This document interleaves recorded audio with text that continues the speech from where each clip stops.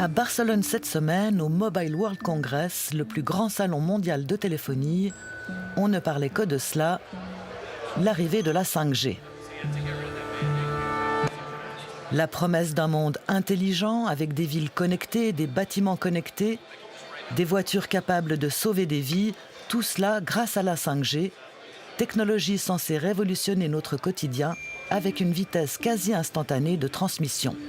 5G will mean richer, smarter and more convenient living for all of us. Et pour faire la promotion de ce monde merveilleux, Sophia, la star des robots, modelée d'après l'actrice Audrey Hepburn, construite il y a 3 ans à Hong Kong. So if you think I'm smart now, just wait until I get 5G. Okay, I know this sounds cliché, but it's true.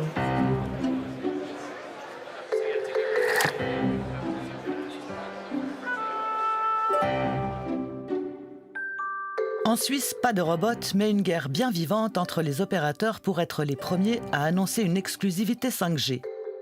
Une première antenne, une première connexion, bref, une première. Swisscom promet 60 villes couvertes avec la 5G pour fin 2019. Sunrise, 150 communes d'ici fin mars, dont Haut-à-Fond, un hameau de 74 habitants qui fait partie de la commune de Belfaux, dans le canton de Fribourg. Can you repeat? Vous êtes au courant que vous allez avoir la 5G? Pas du tout. Puis je sais pas ce que c'est. Vous avez vu le papier? Je vous laisse le papier. Regardez le dernier paragraphe, là, c'est marqué. Ah, voilà. Alors, premier en Suisse, Sunrise, là, c'est mars 2019. Sunrise. Écoutez, moi, Internet, tout ça, je suis pas féroce. Moi, je suis un manuel. Et puis, je m'occupe pas tant de ça.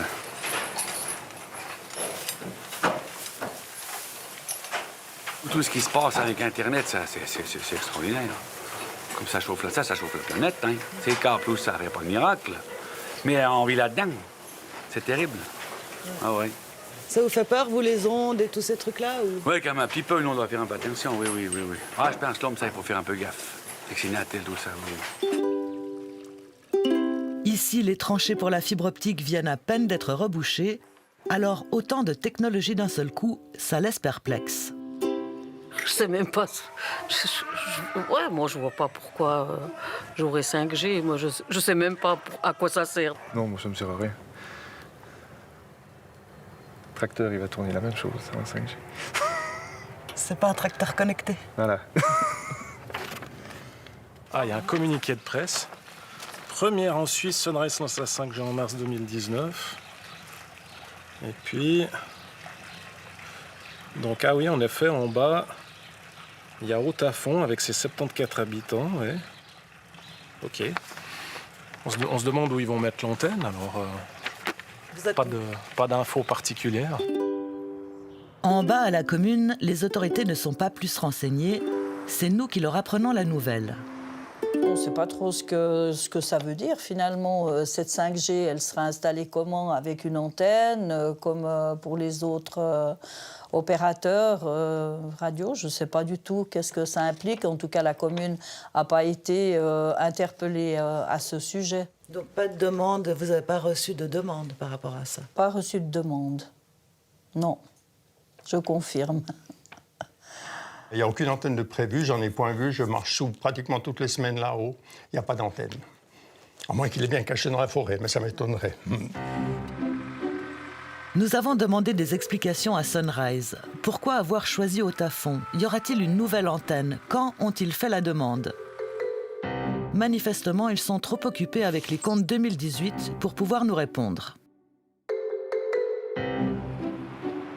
À Belfaux, ce n'est pas la première fois qu'une histoire d'antenne agite le village.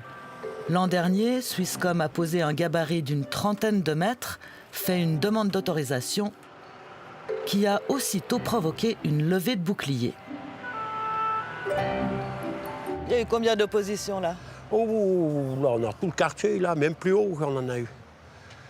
Puis, comme à la commune, elle était aussi pas favorable.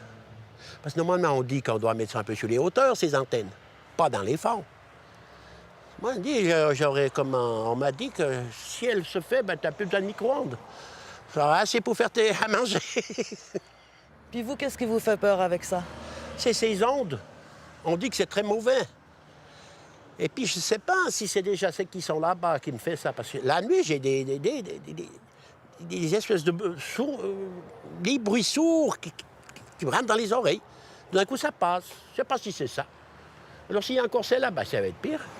À 50 mètres du gabarit, la maison du conseiller fédéral Alain Berset et de sa famille, apparemment pas contents non plus. Bien sûr qu'ils sont opposés. C'est sûr. Et d'ailleurs, c'est l'oncle qui a fait la récolte de signatures pour s'opposer. En tout cas, chez eux, ils ont signé. Maintenant, lui, si je n'ai pas été contrôlé, qui c'est qui a signé? Je ne sais pas si lui, il a signé ou pas.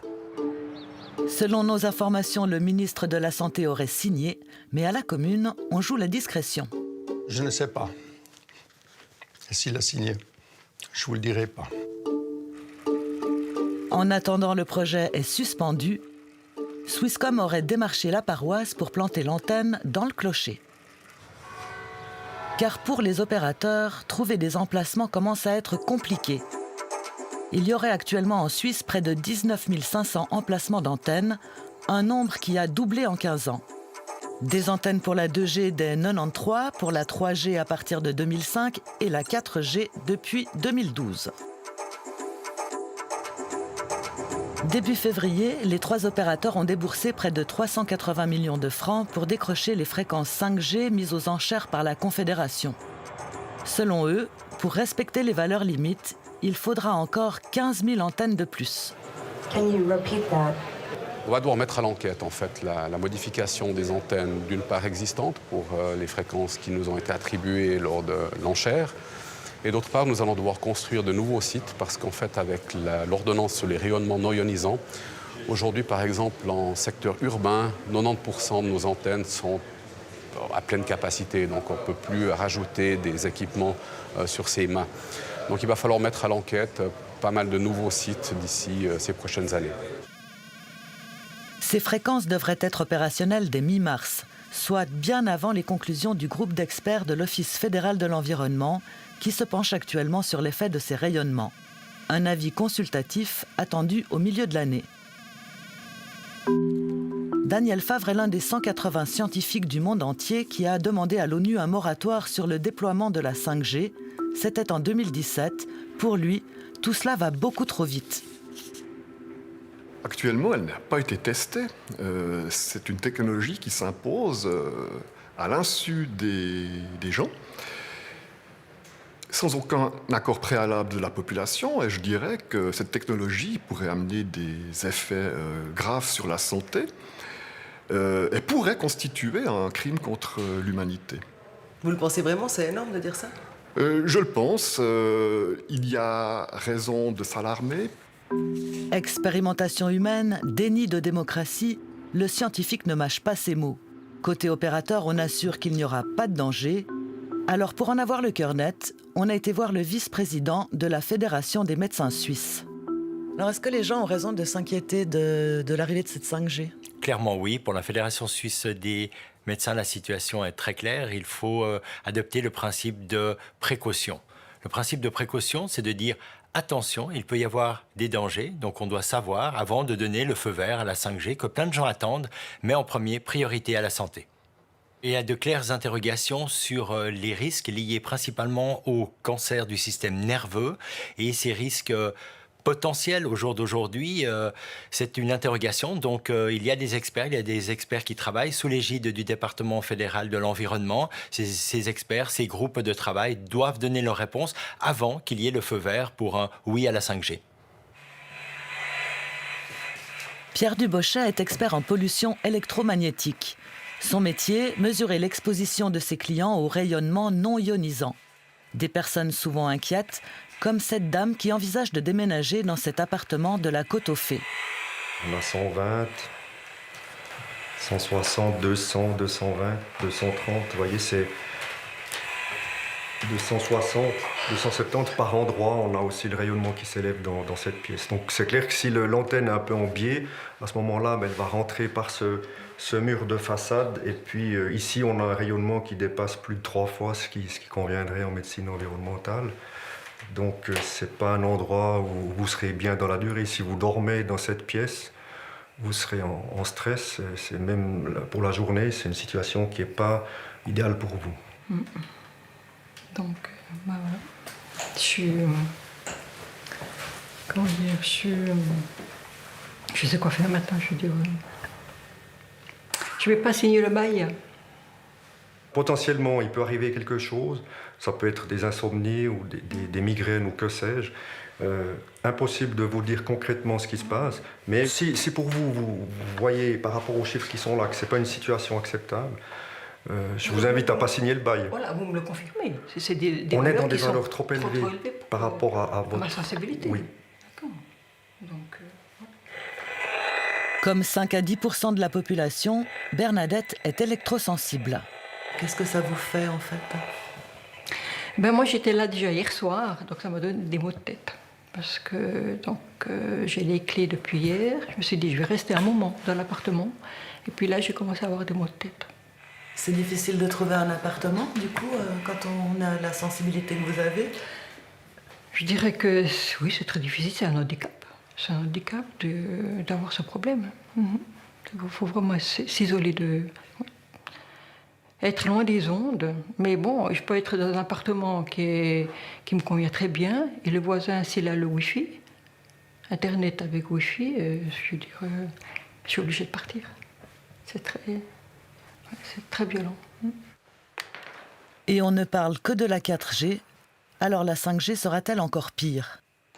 Alors, il y a d'une part une envie de l'industrie d'augmenter les puissances, qui pour nous est quelque chose de très préoccupant, puisque vous voyez qu'ici, à des centaines de mètres d'une antenne relais, on a déjà une puissance qui est suffisante pour perturber une personne.